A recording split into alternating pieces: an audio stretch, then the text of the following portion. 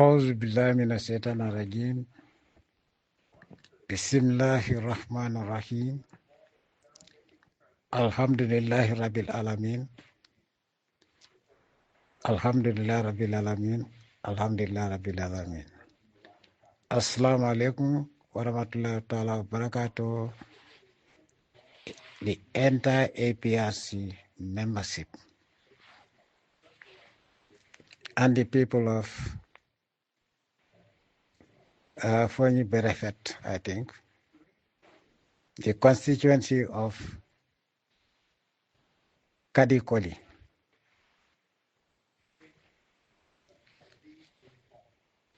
former Honorable Colley. I've heard all what she said. Somebody sent me the audio. Contrary to what she is claiming, that I was happy, I was pleased when she told me that she was going to Adama Barrow.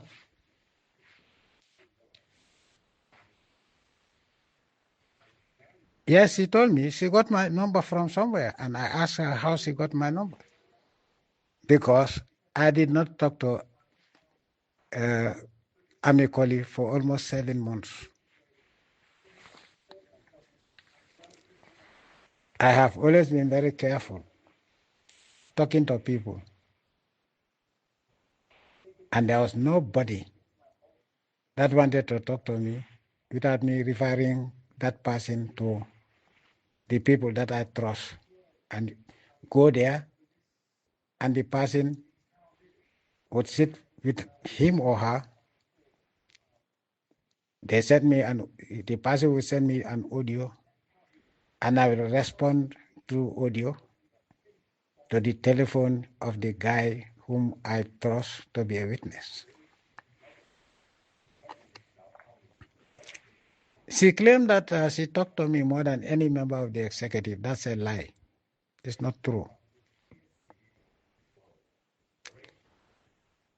Since she became MP, I spoke to her through somebody. She went to people, and those people called me with their telephone because I didn't want her to have my number.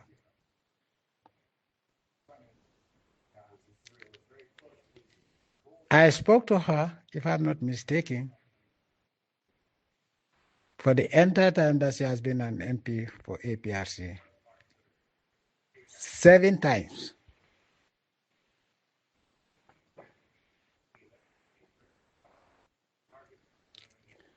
Seven times. The first time, she went to Adama Bojang of Ajamat, whom then I designated as my mother, because she told me that my mother was her sister, treated her well. I didn't know Adama Bojang before. So when I started talking to Adama Bojang, then one day Adama Bojang told me that one Amie Colley, I said, who is Amie Colley? He said, you're not a member of the National Assembly. I said, what is it about? She told me that Adama Barrow has been sending people to her. She wants to meet her alone. She has to go and meet her at the State House. So, if I'm not mistaken,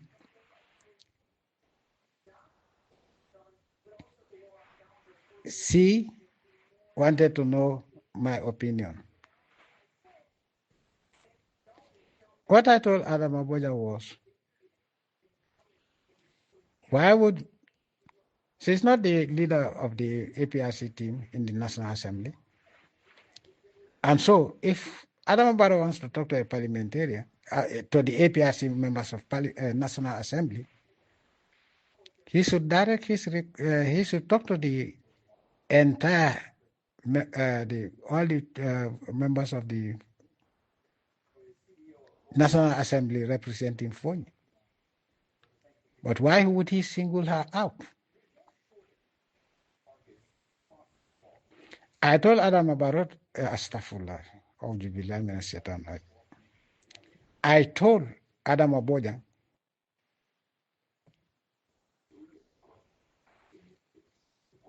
to make sure that, to advise, to warn this lady, and let her call the APRC leaders in the National Assembly. Because she also told me that they also wanted to talk to her, so that they talk to me, so they want to go to her. I made it very clear, if Adama Barrow wants to talk to any member of the National Assembly representing the APRC, he should talk to all of them, or two of them or three of them can go. That is the men, not the woman.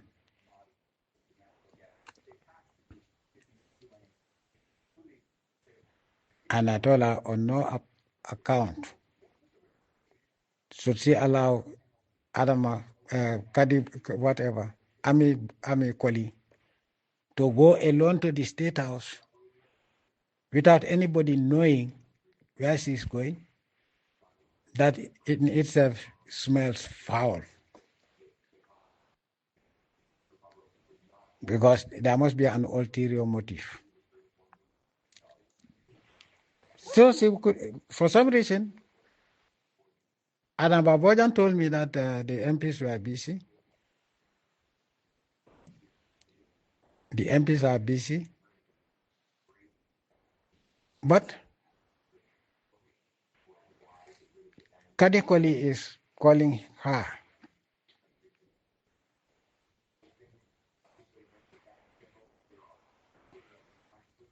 I told Adam Bojang to make an appointment with her the day I gave her the date and day when she should call Amie Colley to go to her, and I talked to her about everything.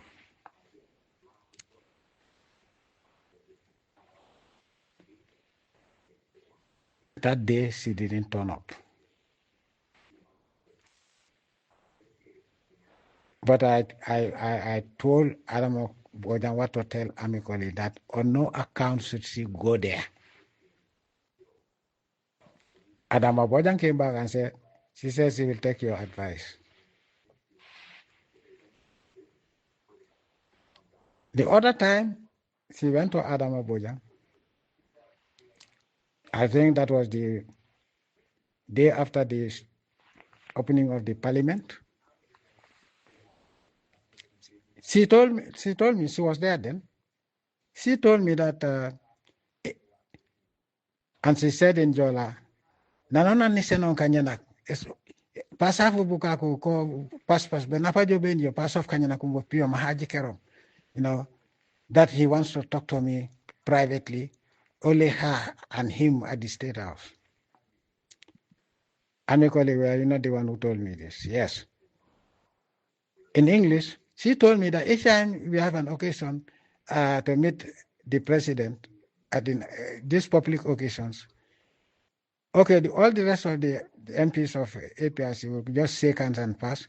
But as soon as I go, it is my turn, he will hold my hand and be looking at me and try to discuss with me. And she said, I'm very uncomfortable, so I always, okay, thank you, this and that, and I try to find a respectful way of just moving ahead so that others can greet him.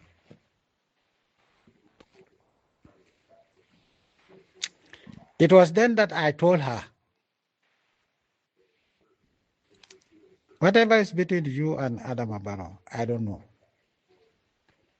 But if you didn't encourage him, he wouldn't have been doing what he's doing. So whatever you are telling me, I can see what you don't want to tell me. And what is beneath? At least you also showing interest to him. No, I'll take your advice, this and that, and that. I tell her, this is the last time I will tell you. And if you want to go find out what is going to happen to you, be stupid enough. I didn't use that language. I told her, who come from a fully footpath of Moja Unoken State House or Kebi, Little Puru. Now, who will know where you are? You can just disappear. And maybe people will find your body somewhere else. Or people may not even ever find your body. If it is not a sinister thing, sinister, it can be bad. It can mean you going to sleep with him. That's what I told her. No, I'll never do that. This and I say, okay, no, listen to me. Adam Aboja was sitting. It was Adam Aboja's telephone. Because I don't want to call her and she gets my telephone. So if she's saying that she has been talking to me for a long time. But this particular day, I told Adam Aboja, tell her in the presence of Adam Aboja, go there without anybody knowing. They come and pick you up and take you to the state house. Nobody would know about it. And if you do that, you'll end up dead. And I told Adam Aboja, let me tell you one thing. This guy is full of sacrificing people.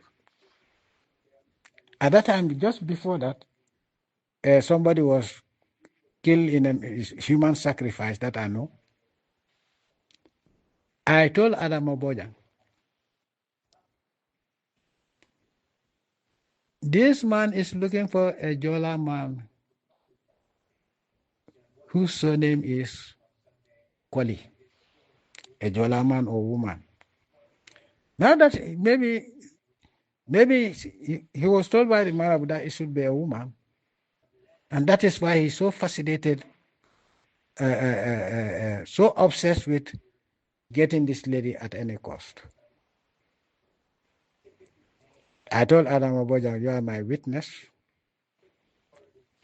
And if Adam Aboja doesn't come out and narrate what I'm saying, tell the people what has happened, I'll release an audio for Adam Aboja herself. She will regret it for the rest of her life. What happened? I told her, you will know. I won't tell you what's going to happen, but you'll see. I think a Marabu told them to sacrifice a Jola woman. In the absence of a Jola woman, then they can take a Jola man, but the surname should be Colley. Why Colley, I don't know. I know what Adam Obara is doing, what they have been doing, and they are doing still the same thing. That will not save them anyway. You work with the devil, Allah will never back you. The country is suffering. Exactly 3 days later, they sent me a video. A photograph of somebody who has died at the State House. And his surname is Colley. I called Adam Abojan. I told her, Boni Regi. Now how can I send her the video and the audio? And started crying. Whether crocodile tears, I don't know. But she cried. Tell me, hey, and do not like more. I told her, whatever I tell you, that is the way it is. Now, if she wants to go to Adam Barrow on her own, I don't care. You are my witness. When I advise somebody not to do something, and you do it, whatever you see is your own problem.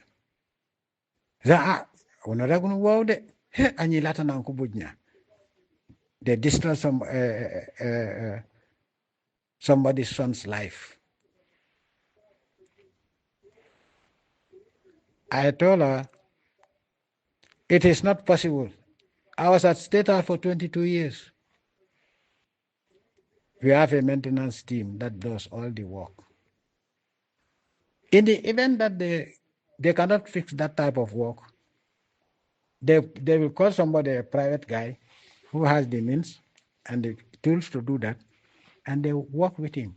I told her, on no occasion would somebody be working alone in any part of the state house who is not part of the maintenance team. So for them to say that this guy was working there and he died there until the body decomposed, they are lying. They sacrificed him. Now, after sacrificing him, somebody is working at the state house. He dies. With all the security that is there, nobody was supervising him. Would Gambians believe that? Even the most idiotic Gambian would not believe that. But now, they know that if they take the body out and throw it somewhere, people will identify that this was the guy who was working at the state house. That's why they allowed the body to decompose. But thank God, the boy himself informed his people that he has a contract at the state house.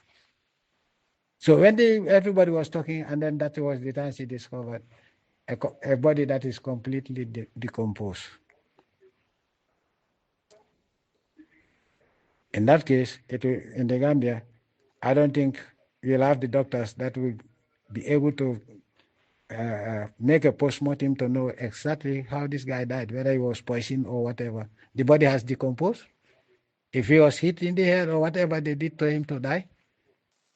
But they knew that if they took the body out when they killed him, people will see what has happened to his body, what happened to him until he died. So that's why they allowed the body to decompose almost beyond recognition. And Adama was shocked. And you know what and you come again, but I told her, whatever I tell you, you will see. I give my advice. And that was, I think, the third time I spoke to Adama Boja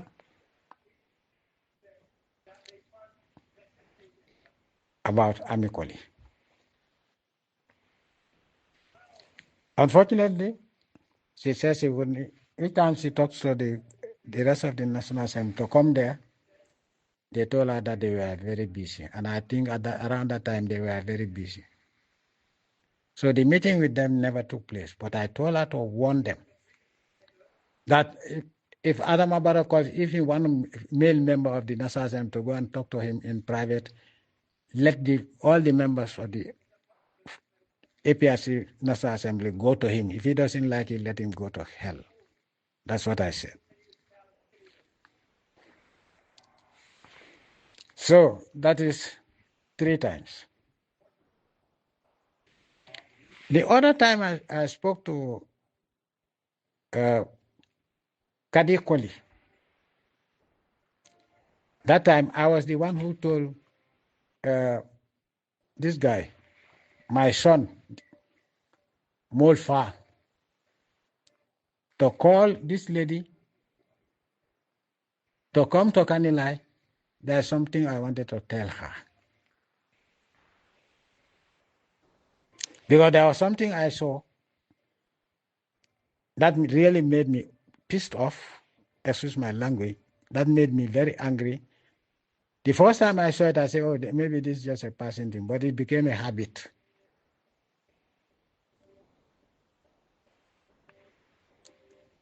Okay. She had been complaining to Molfag, one, that everybody is trying to fight her.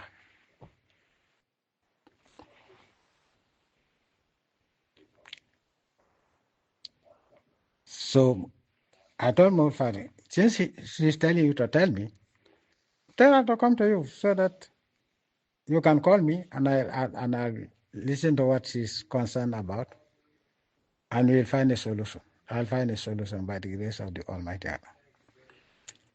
She said that she doesn't know what's going on, but she doesn't understand. It's like everybody is fighting her.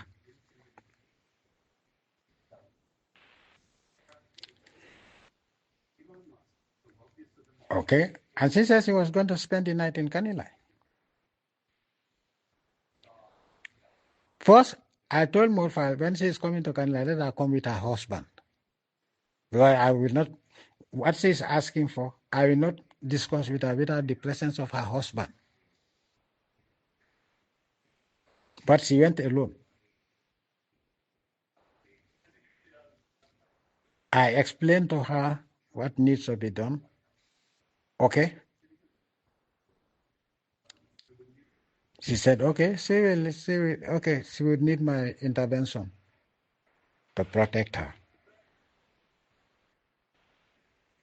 I told Monfal, okay, she didn't come with the husband. He said, no, but, oh, no, I tell him about your problem. No. I will not talk to you about things that are, for your well-being and for your protection. I would prefer that both of you, I will arrange for you to go to somewhere. After that, nobody will touch you. But I would not want you to go without the husband's approval. And I also want the husband to go because you also complain that the husband also is having problems.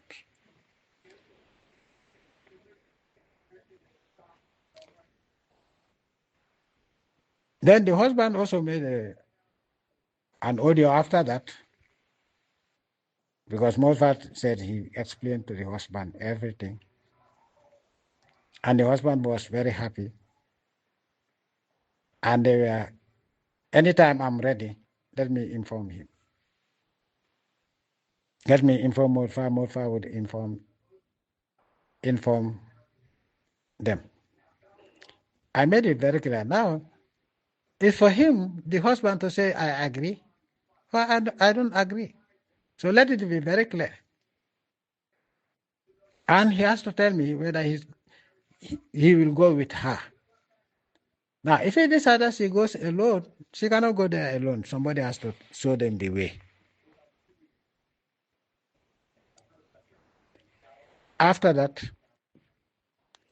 it was silence. I didn't I didn't hear anything from them because they were supposed to say yes, and then I have to make an appointment for them. Yes.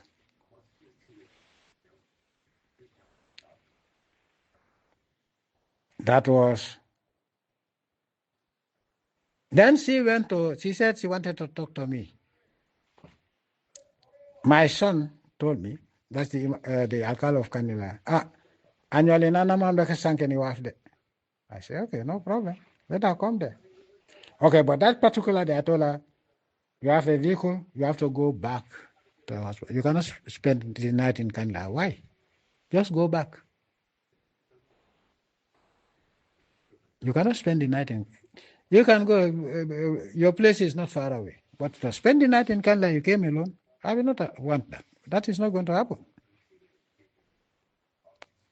Then she knew I was serious, and after I said, okay, man, okay, I'll have to go back to Kanila, and I have to go back home. Okay. But then she didn't tell me. So when I asked Mofa, I said, Konama Mande, Nane, Atubemod. I think Najanjam for mafia.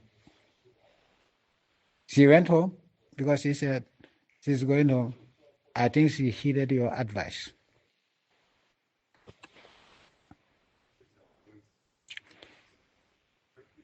The last thing at Kanilai, my last talking to her,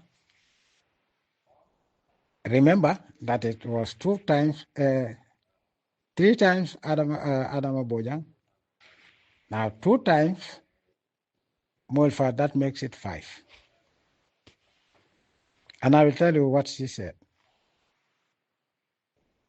You sing, and Molfa was also there. I told Molfa, you have to sit and hear everything that's going on. And if somebody says, no, I want to talk to you alone, I will tell her, but you trusted Molfa to tell him that you want to talk to me. And now you don't want to talk to me whilst Molfa is present, then you can pack and go. I used to tell my son, if anybody says he wants to talk to me, you have to be there to listen for tomorrow's sake. If he doesn't want that, tell the person to go home. You don't even need to tell me. I'm not going to be diplomatic about this. He trusted you to say, okay, if I go to Molfa, I'll talk to the president. Now, what he wants to tell me, he doesn't want you to hear. Tell her to go and go to hell and try to connect from there. But I'm not going to do it. So Mod 5 knows that what I mean. When I say something, he knows that I'm in business. Then she came, and I told Mod 5, as usual, the same rule. No waiver of the rules. Amie, what did you tell me? But before you came, I knew about what it was that you wanted to tell me. Because I knew what was going on. Okay? Before you didn't know that I was aware of all what is going on. But I knew. Hey, uncle. In fact, I told you to call me daddy. He said, no, you prefer uncle. I said, okay. Hey, uncle. Yes. No, what I want to tell you is, I want to visit you. It's very urgent. And I said, what? Yeah, I have to come and see you. I told her, you, a woman, coming to Equatorial Guinea to see me, for what? No, I miss you. I can go anywhere, I told her, okay, two things. I know that if anybody comes here, if you go back to Gambia, they can arrest you because this is a lawless, satanic, okay? A lawless, satanic regime that has violated all the constitution, every provision, decent provision in the constitution. They have violated it with impunity. They will arrest you because they know that you cannot come here without a visa. And when they see the visa is Equatorial Guinea, you'll be in trouble. No, I will not be in trouble. I know I travel anywhere where I want. I say, okay. That's not the important thing. I am not going to let any woman or any man come to see me and they be in trouble at home. No, I'm trouble. No, uncle. I say, okay, your husband, how would he think? How is your husband going to think about me? I told her, they have accused me falsely of raping somebody. Now, if you come, they're not accusing me of rape, but they accuse you of sleeping with me. I have had enough of it. I don't want any woman to visit me here. I've made it very clear. Fatmata Jammeh all tried to come here, and I made it very clear. I'm not going to allow anybody to come here, a woman. And the good thing about here is that anybody who wants to see me, if I don't give approval, they will not let you come in. Because here, everybody comes with a visa. So, if somebody goes to their embassy anywhere, seeking a visa, they will tell me that this person wants to come to you. And with the photograph of the person. And I tell them, hell no, I don't know her or him. So I told you, you cannot, I will not. In fact, that is a non-starter. Uncle, I just want to see you. I miss you. I say, you miss me. You've never seen me before. Okay, I will say I'm wrong to say you've never seen me before. Because when I was a president, you have seen me, but I don't know who you are. No matter how docile your husband is, he can let you go wherever you want, but I will not let you come to me and see me. And I told you, why you want to see me? We're not talking about it, but I know. Hey, uncle, how do you know? I just want to come there for there 1 week or 2 weeks and then come back. 1 week or 2 weeks. I will tell you, you will not even come here for 2 minutes. I will not see you. And you will not enter this country without my approval. So that's the big deal. Why didn't you want that? They will shatter you to pieces, and they will shatter my reputation to pieces because everybody say, oh, why would somebody go and visit him for 1 week or 2 weeks? But you refused to tell me what the real mission is, which I knew. It was discussed between you and the others. Even if that was not the mission, I'm not going to allow you to come. You are somebody's wife. Yeah, you call me uncle. Yes. You call me uncle because your mom was a friend of my mom. They were the ones who were selling at Bakau Market.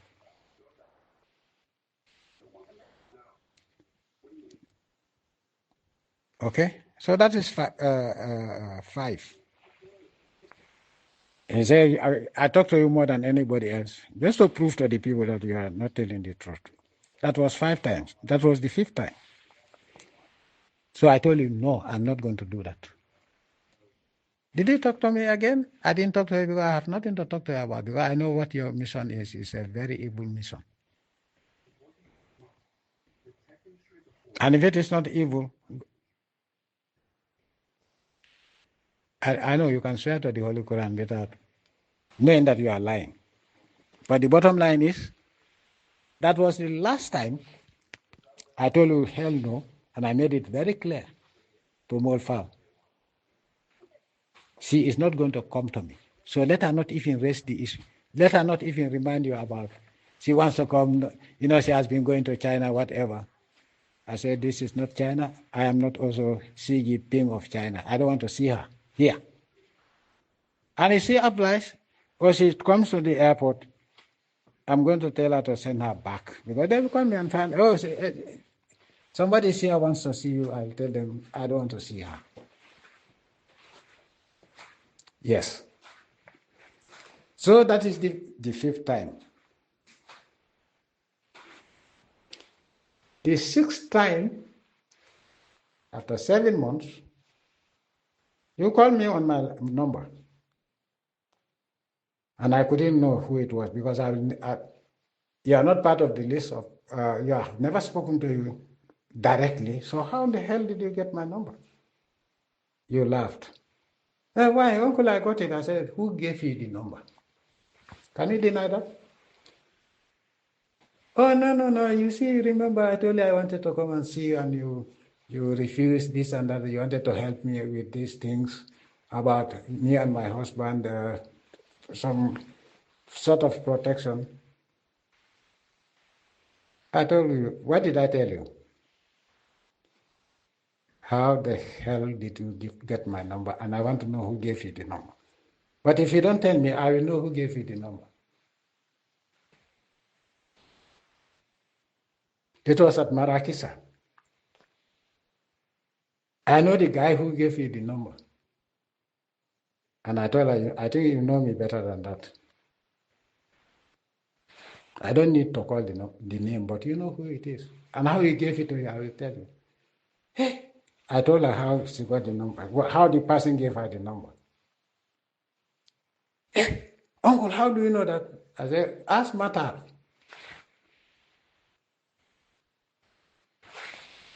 Ask Matar whether I know it or not. He will tell you, yes, anything I can do better than that.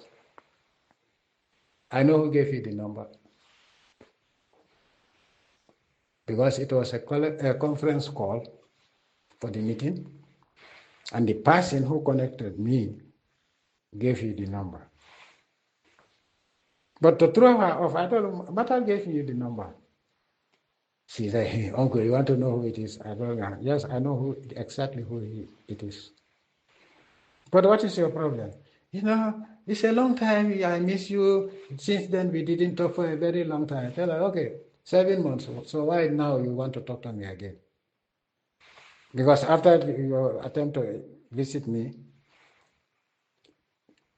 and I said, no, you never talk to me again. Through you didn't, my son, Alcalo never told me that your daughter or whatever, your niece wants to talk to you. So now what is it? No, uncle, no, I miss you and I need to talk to you. I want to hear from you, whatever. Say, oh, you miss me and you want to talk to me, I want to hear. Okay, tell me what you want to hear from me. And be quick because I'm going to pray. You heard the Adam? She said yes. I said, okay. You have 3 minutes because I have to pray. I don't want to miss the prayer time. No, okay, I'm just greeting you. I say, okay, thank you. Then you continue to talk for about 15 minutes. I don't hang up the telephone on anybody. But then I know it is going to cut off. Because when your credit is finished, I'm not going to call you. Then the credit was finished. I went to pray. That was it for me. But you waited, I think, a week later. Then you call again. And the first thing I ask you, what is going on? Why, we have to compromise with these people. I say, which people? Tombonjata and others. I say, I told you, you are a member of the executive. The executive knows exactly what my conditions are. Go back to the executive and you people discuss that. You are a member of the executive, you are a National Assembly member. Did they discuss that with you, the other members of the National Assembly? No. Say, so why do you think you come and talk to me when you are not the leader of the the APRC team in the National Assembly? Anyway, what I will tell you is, hell no. No, it's uncle. When everything has to be discussion. I'm not telling you to discuss with anybody. You go to the National Assembly, the chairman knows my instructions. And I stand by what I said. We are worried about you, this and that. I say, who asked you to worry about me? You're coming, I tell her, my coming has nothing to do with any damn human being. I tell you this. No, okay, I will tell you. I say, okay. I want to go to, NPP has been, Adam Abaro has been insisting, and I think that I want to help my constituency. You want to help your constituency? So you're going there for money? What did he tell me? I have so many projects, and Adam Abaro has been doing a lot for other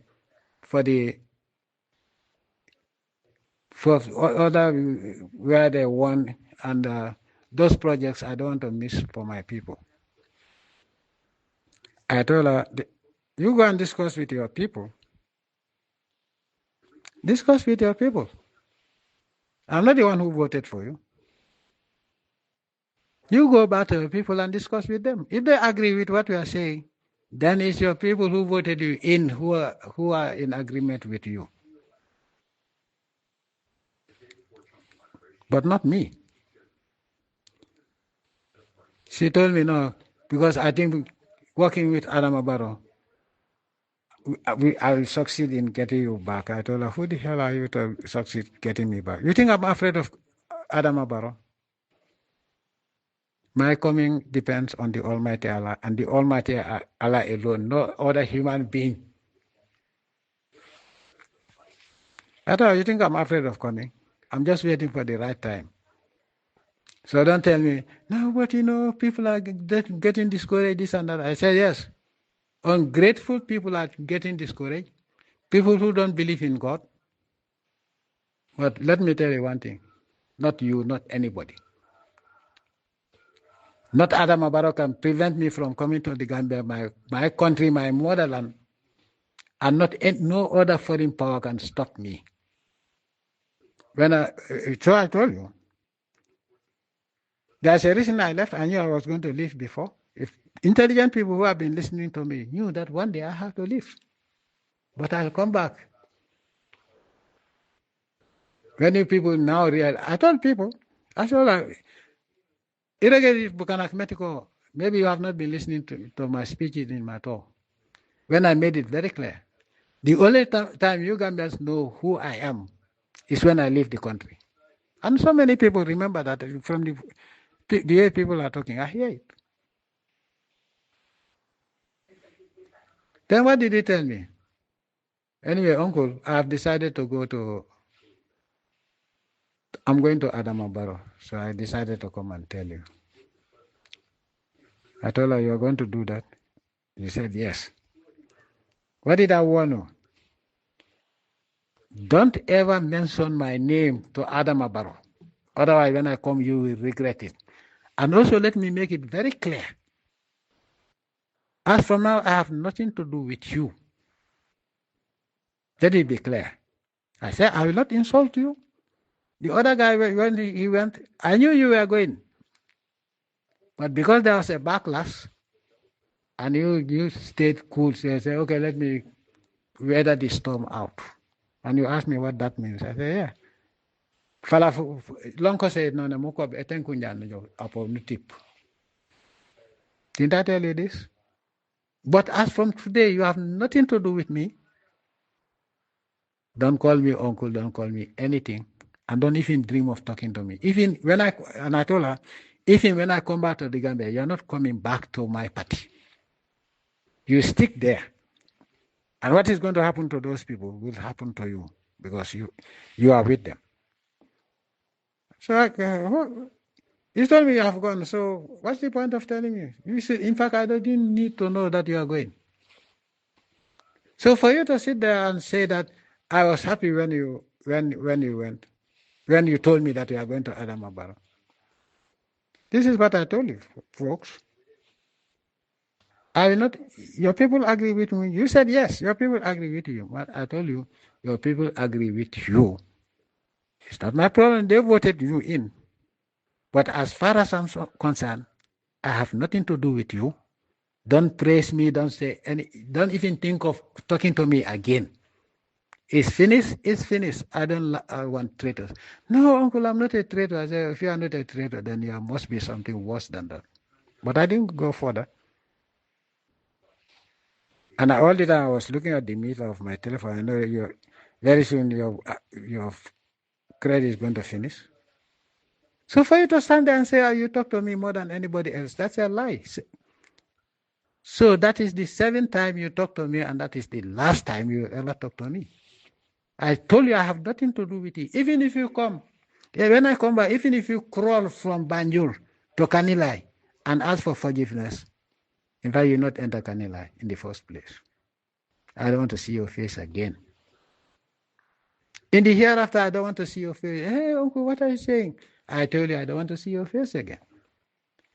For you, for me, it's finished. I told her, how many times did I tell you about Adama Barrow? And you want to go, there is something between you and Adama Barrow, but not between me and Adama Barrow that you would be the catalyst. If you talk to Adama Barrow about me, you'll pay a high price. That's what I told you. So somebody who is happy about you going to Adama Barrow will tell you these things. I want this audio translated into different languages. 7 times lack of Wahamo. Okay, the other time, okay, I skipped the other one. That one, what did I tell you? I'm the one who told my son, the alcalde of Kanila, to call you. Why? Because I saw that you were very close to, unusually very close to Yahya Tamba. And it was obvious. Wherever there's an occasion, you are always very close to Yahya Tamba. And I told you are married. No, including myself, no man like me would allow such nonsense to happen. And I told you when you cut the cake for my birthday cake, you take a piece and put it to Yahya Tamba's mouth. And she puts it also in your mouth. Are you husband and wife? I asked you. What did he tell me? I told you to fucking stop that. But I knew it was not. You are not going to do it. What was between you and Yahya Tamba? To the extent that when Habib Seka went to Sintet. So when he came from Baitulai, he went to Sintet.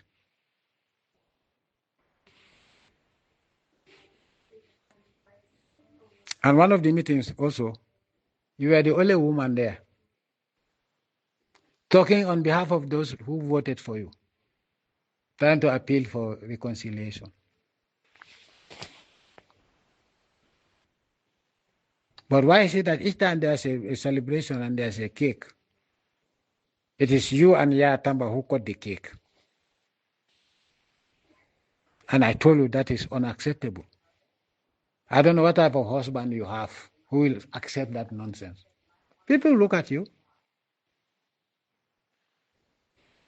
You don't cut a cake and then you put into the mouth of another male, and the male puts his paws into your mouth. That's what I told you. You said you are going to stop it. Hey, uncle, yes, you are right, you are right. I say, I don't know what type of husband you have.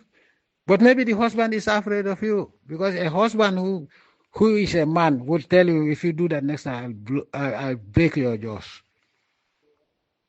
I told her, if it were me, I'll break your jaws into pieces. Is he your husband? And I told her, you destroy your reputation, because nobody would trust you. He's not your husband, he's not your brother. And it's not his birthday, it's my birthday. Why don't you damn just share the cake as it is?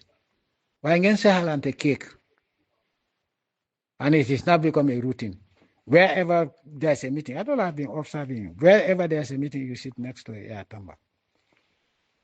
Why? If your husband will not ask you, I, as your uncle, I'll ask you and tell you that this is rubbish.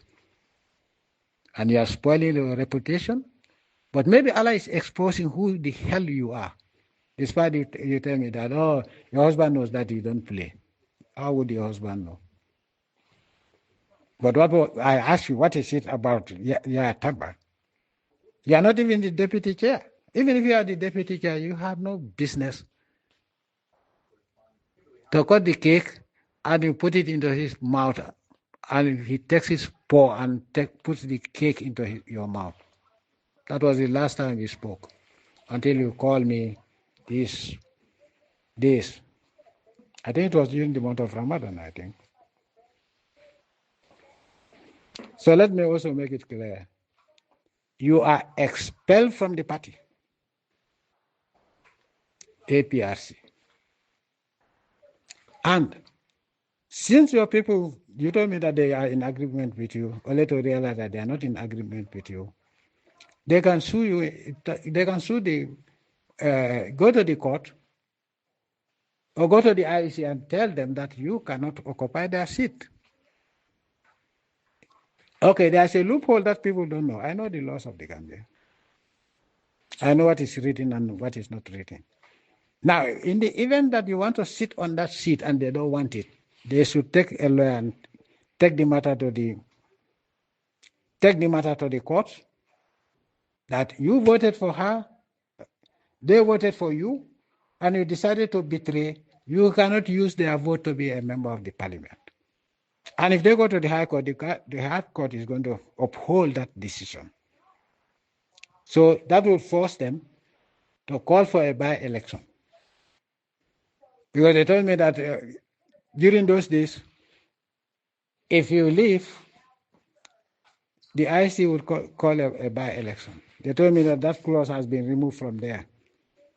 I told somebody, look at the clause. Did they put a provision to say that once that is done, it's a done deal, nobody can challenge the seat because people elected you.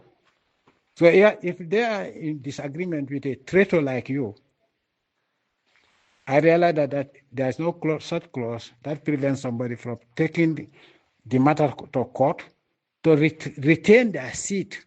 You go find a seat in the NPP. You cannot even be a member of the parliament as long as you are not elected. Period. So it's up to your people. Now that they don't agree with you and say, I was happy. You spoke to me 7 times. I think I've elaborated everything. So I want this audio to be played for all the members of the APRC and non-members of the APRC to know that your claim, what you claim, yes, you spoke. But 7 times, you want to tell me that you talk to me more than anybody else. What impression are you giving? I don't forget things. I have my brain intact. My memory is intact. Now, if there was another day we spoke, you and me directly, tell me. And you can swear to the Holy Quran. It's not true. I've never. The only time the last 2 times you called, when you called me, if I wanted to talk to you, I would have called you back. But I waited for your credit. I saw your credit going to run out soon. I was patient with you, and then it ran out. I never called you again. And then you called me later, about maybe 2 weeks, or I can't remember. Yeah.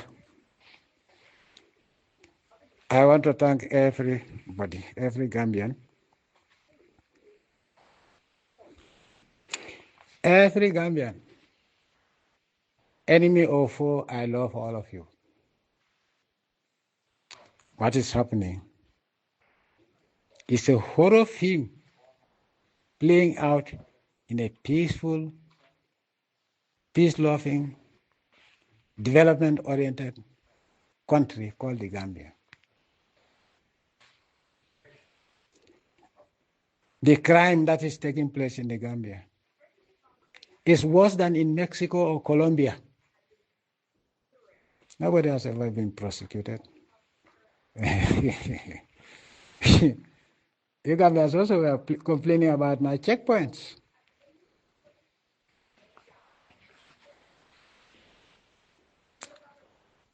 When the law killed those people that killed people and they were executed, what did he tell me? He's a killer, he's this and that and that.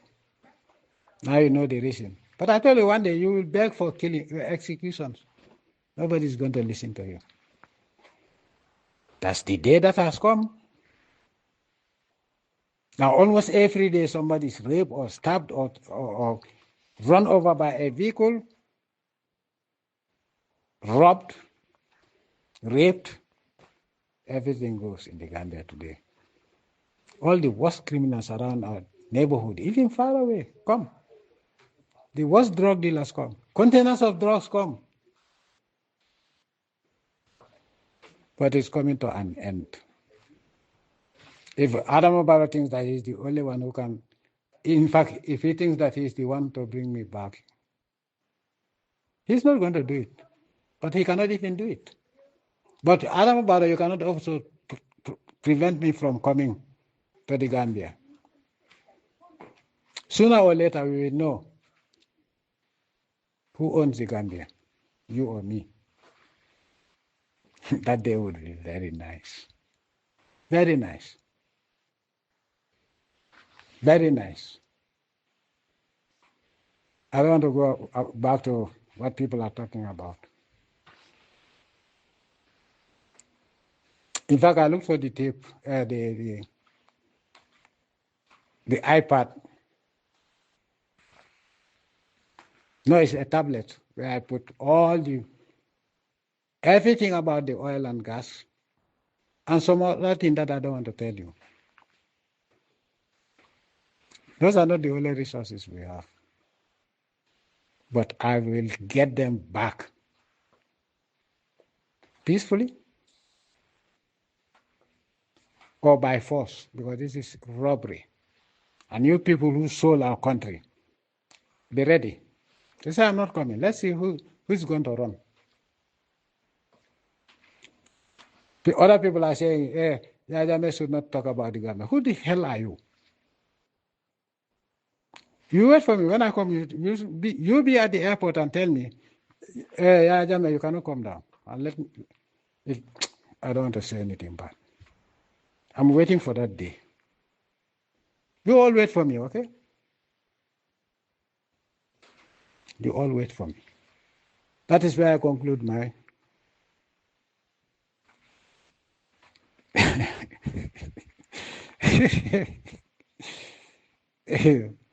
You know, those as the soldiers who know me, sometimes when I laugh, what mood I am in.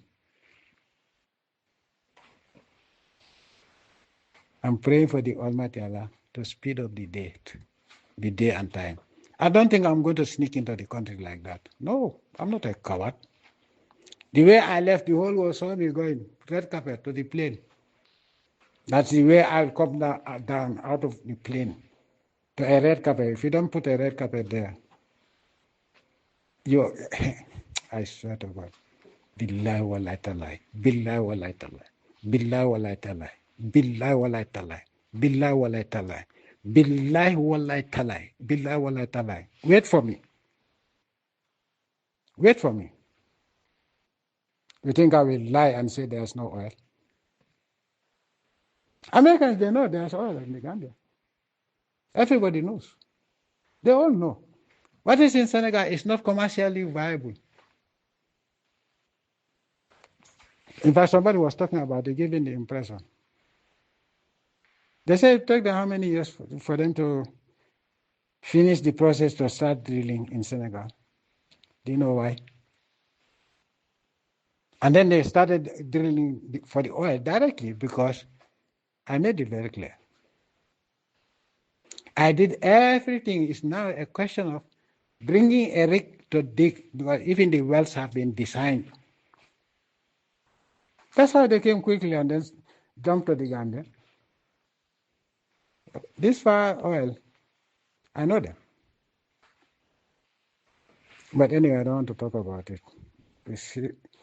It's history for now until I come. Until I come. My country, the Gambia, until I come. Nobody will colonize us twice. Unfortunately, they are colonizing for 80 years. Because of the. Thank you very much.